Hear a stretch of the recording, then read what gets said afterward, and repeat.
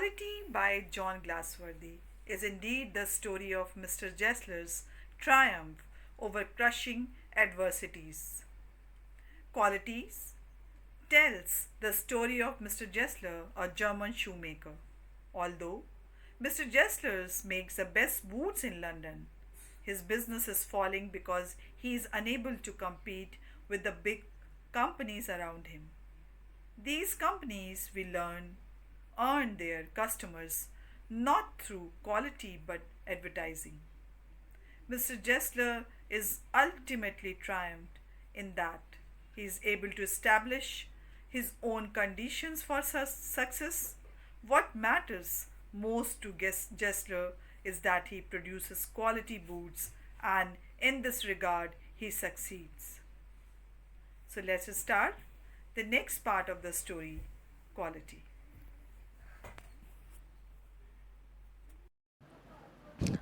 They get it all, he said.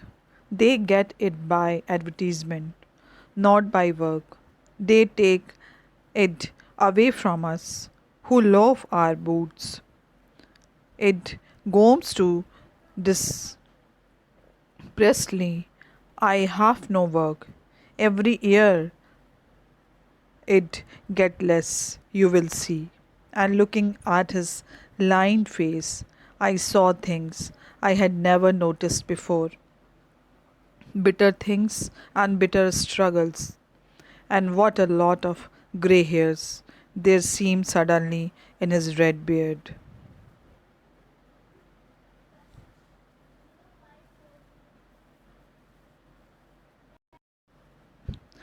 As best I could, I explained the circumstances of those ill omened boots. But his face and voice made too deep an impression that during the next few minutes I ordered my pears.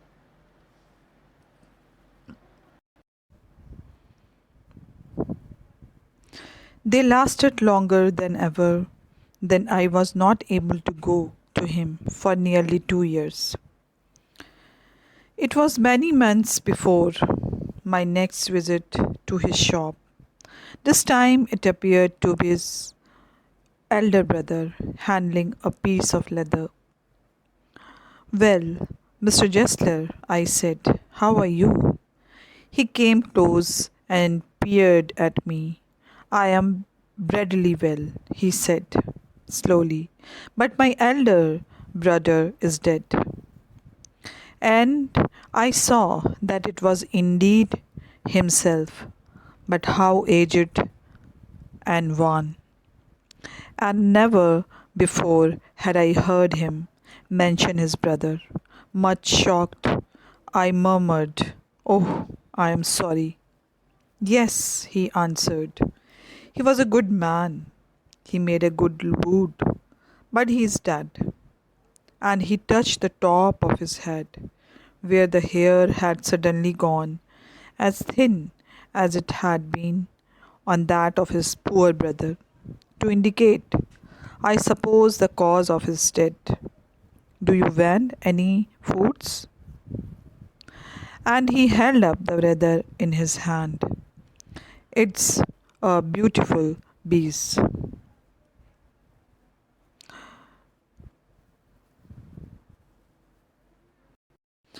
As you all know, the dialogues,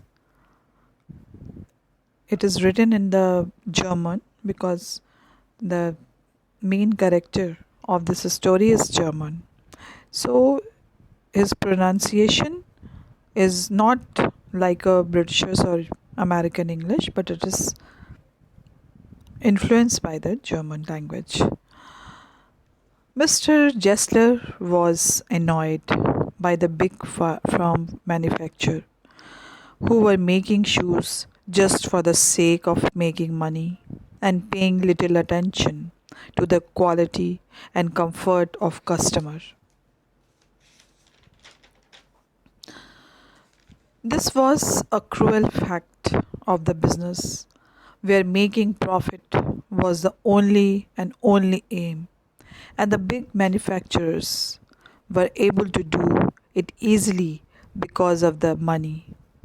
which they had to back up their business, whereas small shoes maker such as Mr. Jessler were totally dependent on their goodwill and good craftsmanship.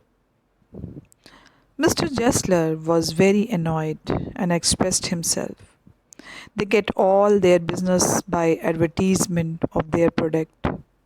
There is no quality of their work at all. They make very low quality products. But their marketing is very good and customer get attracted by them and are misled in buying bad quality shoes. They have managed to take away all the business from us who were the real shoemakers who loved their job and took the art of making shoe to the heart. Due to their wrongdoing, we the small shoemakers are suffering and have lost all their work. People no longer come to us to get their shoes made. They rather prefer to go straight to the ready made shop and get their pair of shoes from there. We have very less work left and it is getting lesser day by day. As Mr. Jessler spoke all these things, I could clearly see the hardship of the trade clearly visible on his face. How much he had been suffering due to such bad marketing strategy of the big manufacturers. This conversation that had started due to my bad quality shoes lasted for some time now. I wondered why I had been worn those shoes and visited Mrs. Jessler's shop. He was really annoyed by the kind of the shoes I was wearing. The kind of argument Mr. Jessler put forward in his favor against the big firms seemed so justified that in the next few moments I ordered many pair of shoes to be made by Mr. Jessler. And it was due to this reason that I did not visit Mr. Jessler's shop for a long time.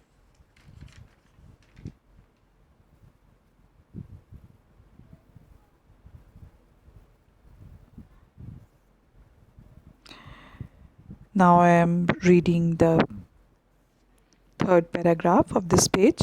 It was many months before my next visit to his shop. This time it appeared to be his elder brother handling a piece of leather. Now, here we can see after many months the narrator visited again. It was only after many months later that I was able to visit his shop. This time, Mr. Jester seemed older than ever, more like his elder brother. He was there once again standing in front of me with a pair of leather, with a piece of leather. I greeted him and asked how he was. He greeted back and replied that I am pretty well, but in sad tone he said that his elder brother is dead.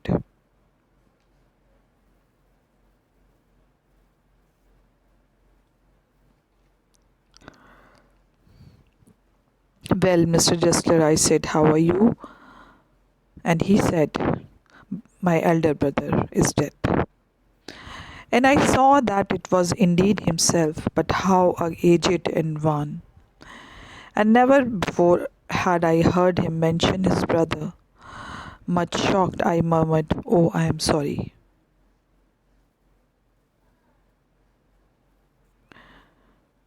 This was a sad news because Mr. Jester seemed older and very sad, both due to death of his brother and also the most pressing condition of the business which he was present by going through.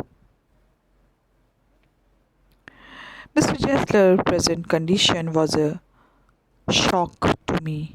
and I expressed my hearty sympathies on his brother's death. Yes, he answered, he was a good man, he made a good boot, but he is dead.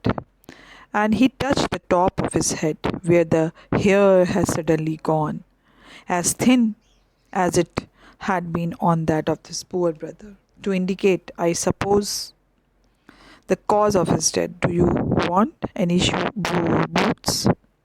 And he held up the leather in his hand. It is a beautiful piece.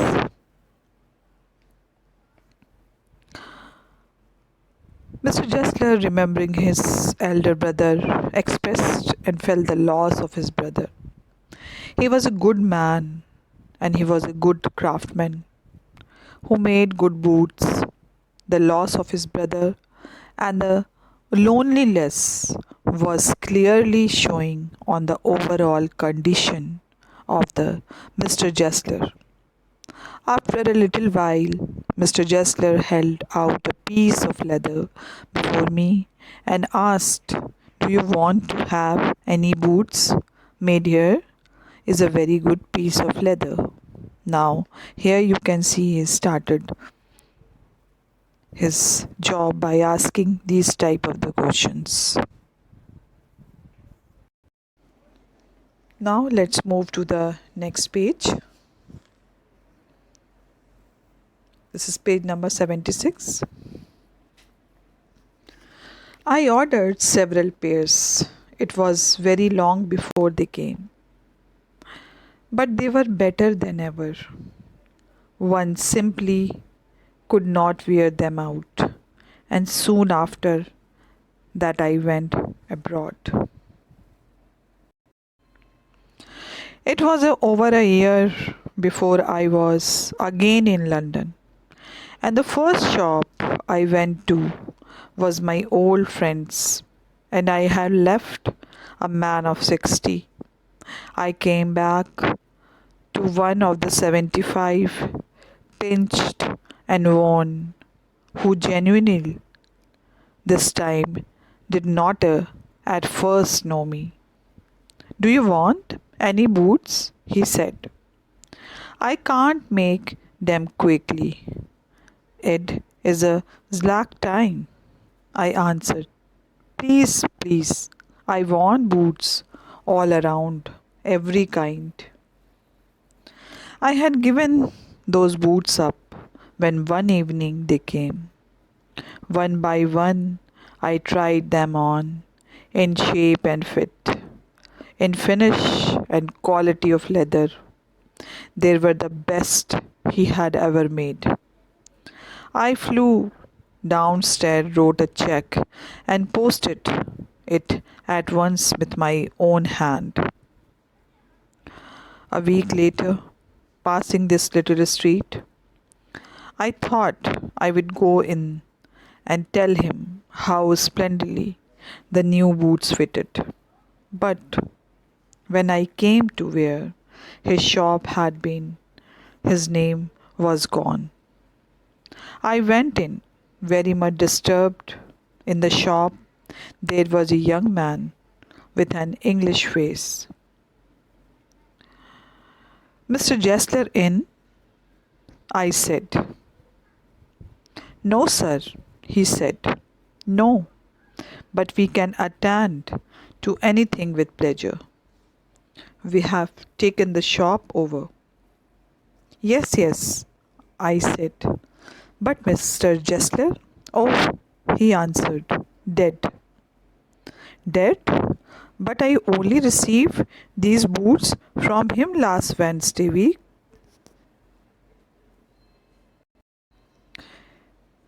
Now here you can see the narrator was shocked. I ordered several pairs. It was very long before they came, but they were better than ever. One simply could not wear them out, and soon after that I went abroad. When Mr. Jessler had shown me several beautiful pieces of leather, I ordered several pairs of shoes to be made. In fact, Mrs. Destler's condition had forced me to order those pair to be made. These shoes took some time to be made, and it was long time when I got all new pairs. It was over a year before I was again in London, and the first shop I went to was my old friend's. I had left a man of 60. I came back to one of the 75, pinched and worn, who genuinely this time did not at first know me. Do you want any boots? He said. I can make them quickly. It is a slack time. I answered, please, please. I want boots all around every kind. I had given those boots up when one morning they came. One by one, I tried them on, in shape and fit, in finish and quality of leather. They were the best he had ever made. I flew downstairs, wrote a check, and posted it at once with my own hand. The all boots were wonderfully made. They were better than ever. These were the best comfortable shoes I had ever worn. The quality was amazing. The leather was good, and craftsmanship was so good that it never got torn off, nor did these shoes show any sign of wear and tear. So, after I had got the shoes, I had to leave country and go out someplace in connection of my work. I was gone for more than a year than London, and when I returned back, I made a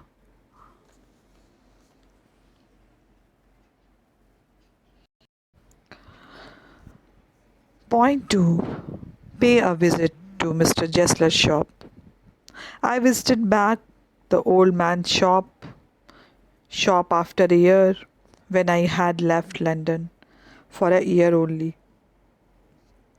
Mr. Jessler was 65 years old, and I expected to find him little older, but I saw him only a year.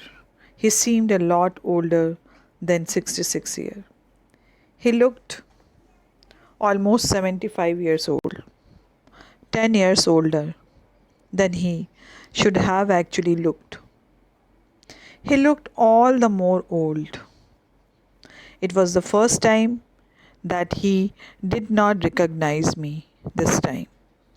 He looked at me and asked, if I need some boots to be made, I can make them. It's a very short time, he said. His business was very bad and he was desperate to make money from all the business he could get. I was soon to accept all the offers he put before me and told the Mr. Jessler that I would get all kind of boots from you. The boots that I had ordered, that they arrived at my place by means of parcel, and I took out the shoes from the box one by one and tried them out, and each one of them would fit perfectly. All of them were of the superb quality and of brilliant craftsmanship. At once I went downstairs after trying out the new shoes and wrote a payment check to Mr. Jessler and posted it to his address myself.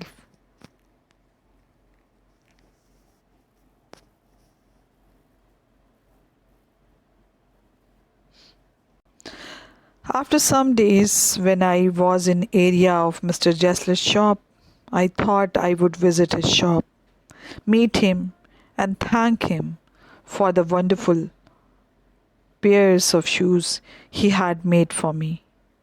But when I reached his shop, I was surprised to see that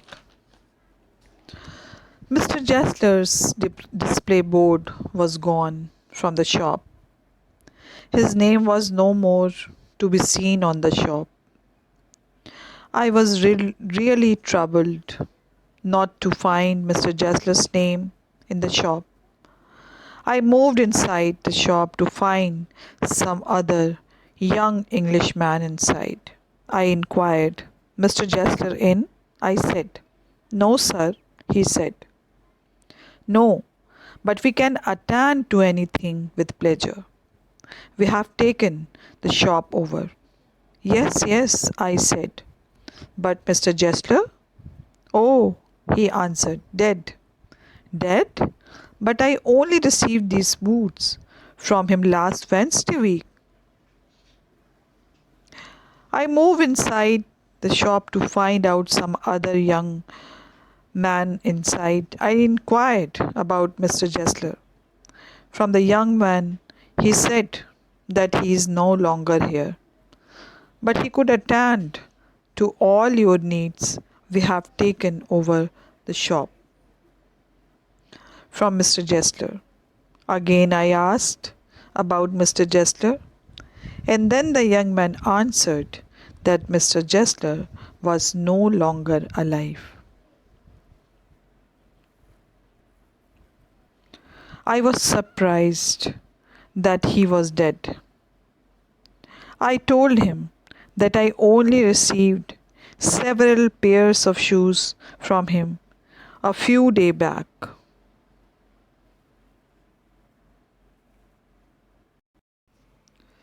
Now let's move to the next page. Here you can see on page number 77. Ah, he said, poor old man starved himself. Slow starvation. The doctor called it. You see, he went to work in such a way, would keep the shop on, wouldn't have a soul touch his boots except himself. When he got an order, it took him such a time. People won't wait. He lost everybody. And there he'd sit, going on and on. I will say that for him, not a man in London made a better boot. But look at the competition. He never advertised.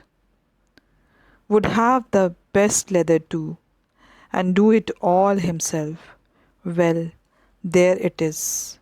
What could you expect with his ideas? The young Englishman gave all the detail which led to Mr. Jessler's death. He said that Mr. Jessler starved himself to death. In fact, he was in this state for some time now.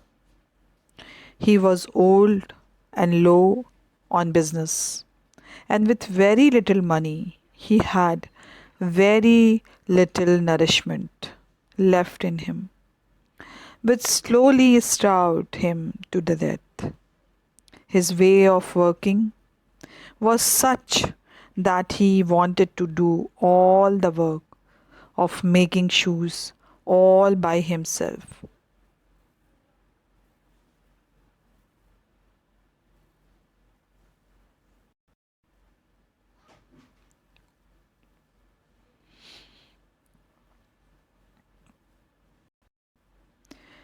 He never allowed anyone to interfere in his work of art, and when he got an order, he worked all by himself, never took anybody's help, which caused him to take a lot of time in making one pair. Nowadays, customers do not want to wait that long to get their shoes made. They want the job done very quickly, and it was because of this he lost all his customers. and the source of earning.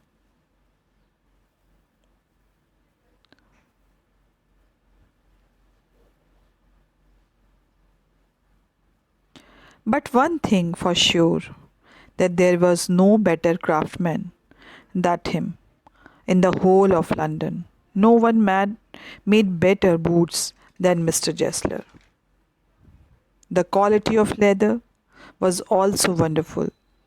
The thing that brought his business down all the more was that he did not advertise his products in such a competitive market. And very few people came to know about the good quality boots that he produced. But starvation, that may be bit flowery, as the saying is, but I know myself he was sitting over his boots day and night.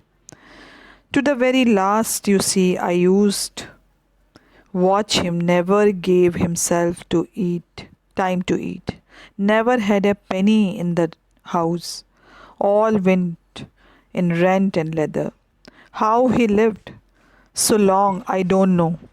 He regularly let him fire go out. He was a character, but he made good boots. Yes, I said, he made good boots. Well, you can understand, the young man said, putting all these things together.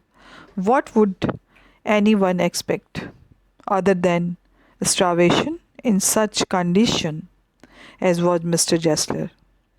Whatever the condition might be, but Mr. Jessler can be seen totally devoted towards his job. He worked day and night to create a perfect piece. He skipped meals and food and devoted every moment of his life to make boots. All the money that he earned, he invested in his business to buy leather and pay the rent of the shop. Never saved any for his own food and needs. All this was going on for such a long time now, which eventually brought about his starvation. But he was a remarkable shoemaker who could produce some brilliant piece of boots, and everyone who knew him agreed accordingly. Hearing all this description, the narrator of the chapter, who was also a regular customer to late Mr. Jessler, said, indeed, he was a great shoemaker. He lost his life because of his craftsmanship. In the last paragraph, the young man explained to him that Jessler died for starvation. He used to devote himself to shoemaking so much that he used to forget about everything else. All the money went in the rents and leather. The fate was quite obvious from the beginning, but both the narrator and the young man agrees that the Jessler brother made good quality boots and he was a wonderful craftsman.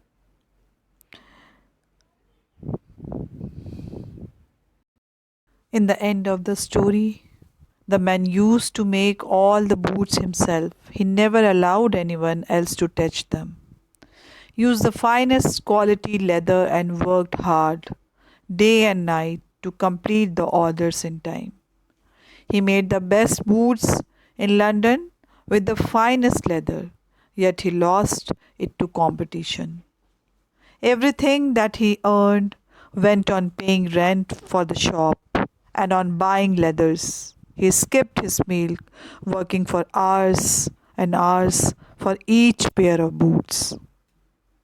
How tragic and of Mr. Jester. He was an artist a great craftsman.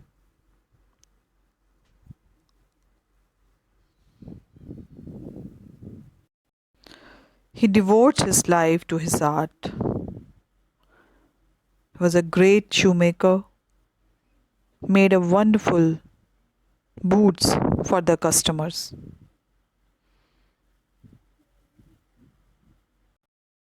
After the explanation of this chapter, we will discuss tomorrow the question and answer which are based on this story. So, till then, bye bye, take care.